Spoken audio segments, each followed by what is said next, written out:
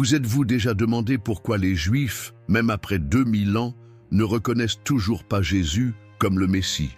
Comment un peuple qui a reçu tant de prophéties messianiques, qui a vécu de près le ministère du Christ, pourrait-il rejeter précisément celui que les chrétiens considèrent comme l'accomplissement de tout ce qui avait été annoncé? Préparez-vous à plonger dans une histoire marquée par des luttes spirituelles, des interprétations théologiques et des révélations que peu osent explorer. Ce que vous êtes sur le point d'entendre pourrait changer à jamais la manière dont vous percevez la relation entre le judaïsme et le christianisme. Jésus de Nazareth est, sans aucun doute, la figure la plus influente de l'histoire de l'humanité. Ses enseignements résonnent depuis des siècles, transformant des cultures, façonnant des civilisations et touchant des cœurs dans toutes les nations. Pour les chrétiens, il est le Messie promis. Mais pour le judaïsme traditionnel, il n'est rien d'autre qu'un faux prophète, ou pire encore. Et c'est là que naît l'une des plus grandes énigmes religieuses de tous les temps. Pourquoi les Juifs ne reconnaissent-ils pas Jésus comme le Messie? Si vous voulez comprendre ce qui se cache derrière ce rejet, non seulement d'un point de vue historique, mais aussi spirituel et théologique, restez avec moi jusqu'à la fin de cette vidéo.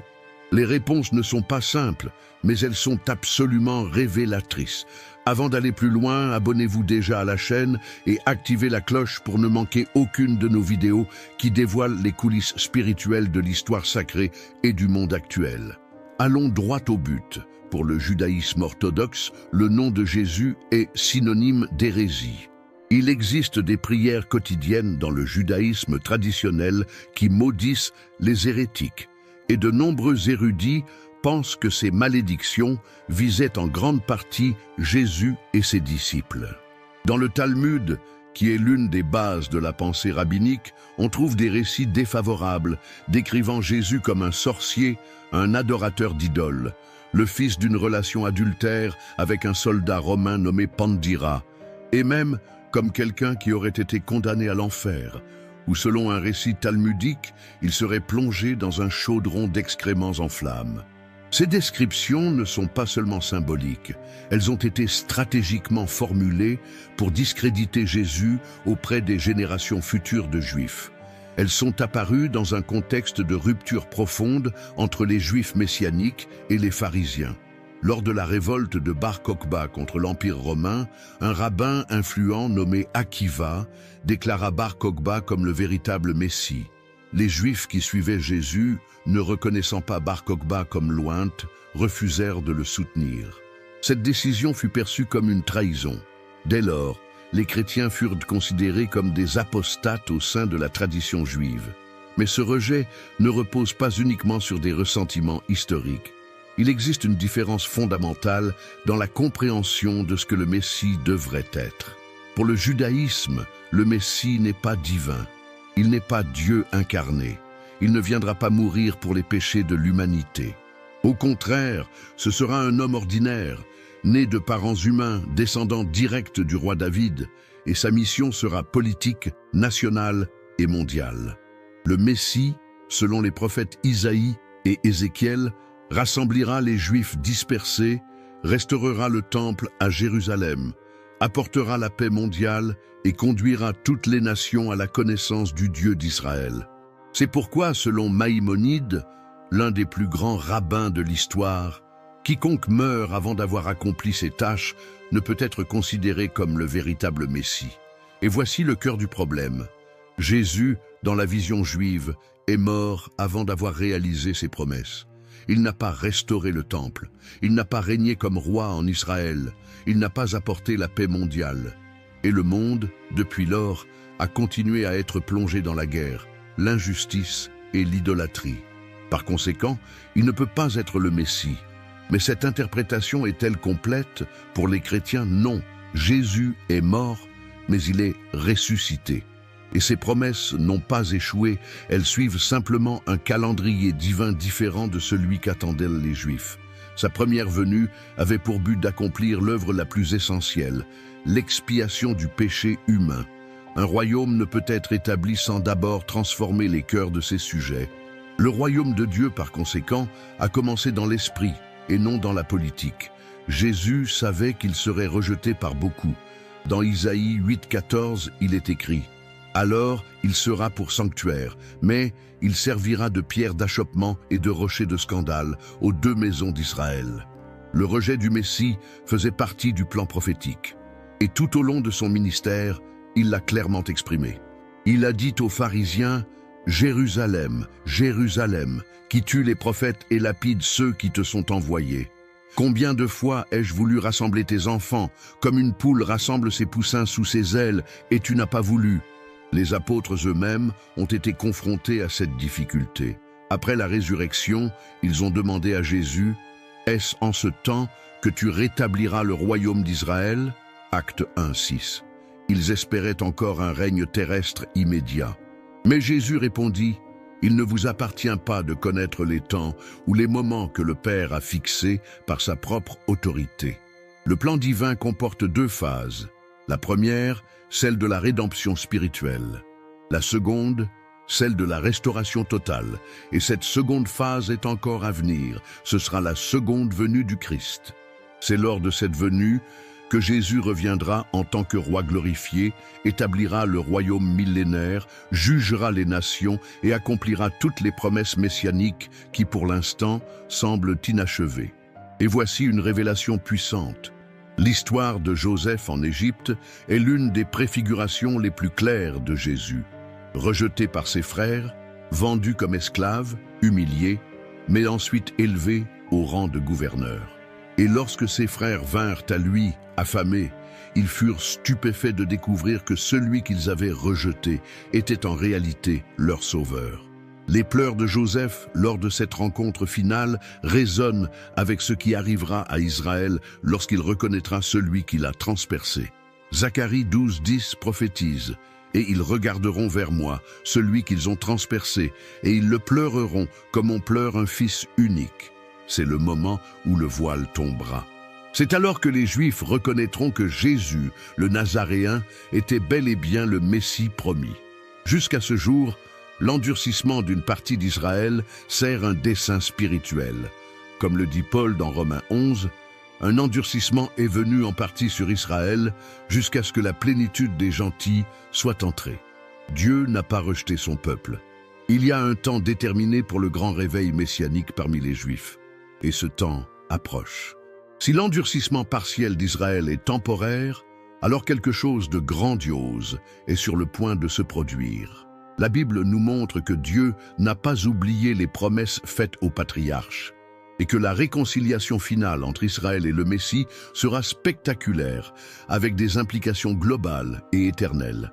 Mais avant que cette réconciliation n'ait lieu, il est nécessaire de comprendre le poids spirituel du rejet de Jésus comme Messie. Les chefs religieux de l'époque du Christ n'étaient pas simplement des opposants à un homme. Ils ont résisté à la manifestation même de Dieu en chair.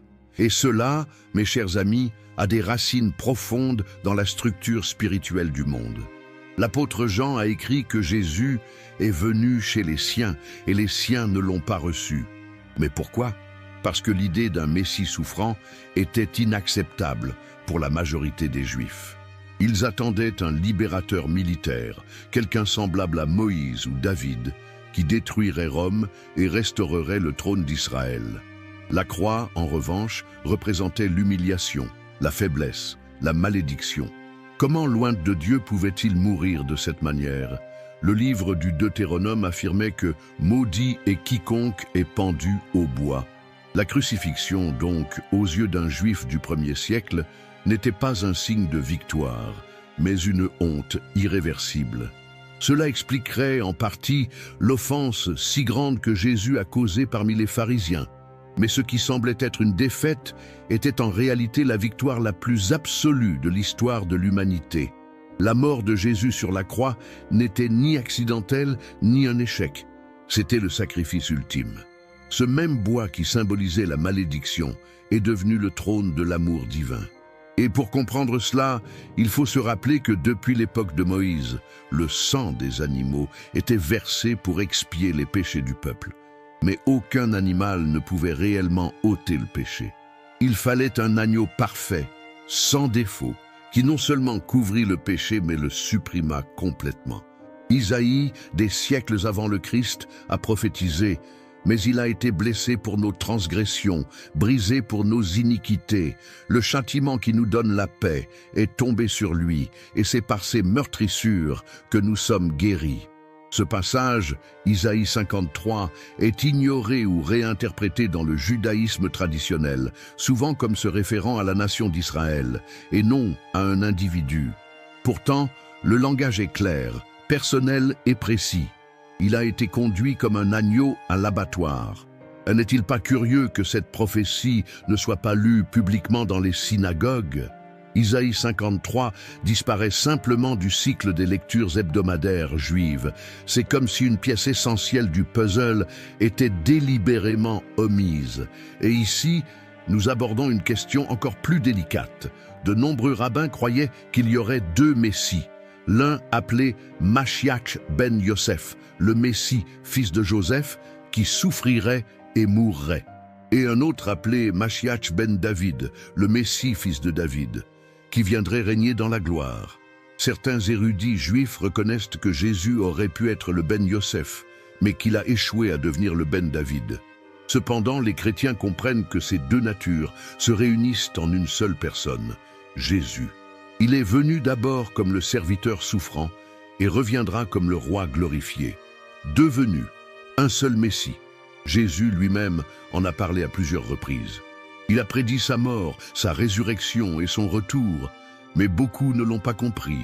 Même ses disciples par moments étaient confus. Cela nous montre que reconnaître le Messie exige plus qu'une connaissance intellectuelle. Cela demande une révélation spirituelle. C'est ce qui est arrivé à l'apôtre Paul. Il était pharisien, disciple de Gamaliel, zélé pour la loi et persécuteur de l'Église. Il croyait, comme beaucoup de Juifs encore aujourd'hui, que les chrétiens étaient dans l'erreur et blasphémait en disant que Jésus était Dieu. Mais lors d'un voyage vers Damas, il fut confronté à une lumière céleste. Une voix lui dit « Saul, Saul, pourquoi me persécutes-tu » Il répondit « Qui es-tu, Seigneur » Et la réponse fut directe « Je suis Jésus, que tu persécutes. » Cette rencontre a tout changé. Le persécuteur est devenu apôtre. Le théologien de la tradition rabbinique est devenu le plus grand prédicateur de l'Évangile parmi les gentils. Et plus encore, Paul a commencé à voir les Écritures avec d'autres yeux. Tout ce qui lui semblait absurde auparavant, comme la mort du Messie, prenait désormais un sens. Les pièces s'assemblaient. L'ombre de l'Ancien Testament laissait place à la lumière du Nouveau. C'est pourquoi il écrivit aux Romains « Je n'ai pas honte de l'Évangile, car il est la puissance de Dieu pour le salut de quiconque croit, d'abord du Juif, puis du Grec. Et encore, Dieu n'a pas rejeté son peuple, qu'il a connu d'avance. La promesse tient toujours. Israël a un rôle central dans l'histoire de la rédemption. Et un jour, ils verront celui qu'ils ont transpercé. Ce jour est plus proche que beaucoup ne l'imaginent. Le retour du Messie sera visible, littéral et transformateur. Dans Zacharie 14, il est écrit que « ses pieds se poseront sur le mont des Oliviers, le même endroit d'où il est monté aux cieux. Et alors, toutes les nations verront le Fils de l'homme venir avec puissance et grande gloire. À ce moment-là, il n'y aura plus de doute. La pierre rejetée deviendra la pierre angulaire. Celui qui a été crucifié sera exalté. » Et les fils d'Israël, qui pendant des siècles ont été aveuglés, auront les yeux ouverts. Il est important de rappeler que, selon le judaïsme, l'être humain n'est pur. Il n'y a pas de doctrine du péché originel comme dans le christianisme. Mais l'Évangile affirme que tous sont péchés et sont privés de la gloire de Dieu. C'est pourquoi tous, juifs et gentils, ont besoin de salut. Et ce salut ne vient pas par le mérite, mais par la grâce. Il n'est pas obtenu par les œuvres de la loi, mais par la foi dans le Fils de Dieu. Jésus n'est pas venu seulement pour fonder une nouvelle religion. Il est venu pour accomplir la promesse faite à Abraham, selon laquelle, par sa descendance, toutes les familles de la terre seraient bénies. Il est l'agneau qui ôte le péché du monde. Il est l'échelle de Jacob qui relie le ciel et la terre. Il est le véritable temple, le véritable grand prêtre, le véritable sacrifice. Le rejet de Jésus par les Juifs n'est pas la fin de l'histoire. C'est une partie du plan. Paul compare cela à un olivier dont certaines branches ont été coupées, pour que d'autres, les gentils, puissent être greffés. Mais il avertit, ne te glorifie pas contre les branches. Si tu as été greffé, souviens-toi que ce n'est pas toi qui portes la racine, mais la racine qui te porte. Et il conclut, tout Israël sera sauvé. Cela ne signifie pas que tous les Juifs de toutes les époques seront sauvés, mais qu'il y aura un grand mouvement parmi le peuple juif dans les derniers jours. Et ce mouvement a déjà commencé. De plus en plus de Juifs reconnaissent Jésus comme leur Messie. Ce sont les Juifs messianiques, ceux qui restent juifs, mais croient désormais en Yeshua comme l'accomplissement de toutes les promesses de la Torah et des prophètes. Il prépare le chemin pour l'un des événements les plus extraordinaires de l'histoire future, le retour glorieux du roi des rois. Et quand il viendra, le monde entier saura que le Messie n'a pas échoué. Il a vaincu.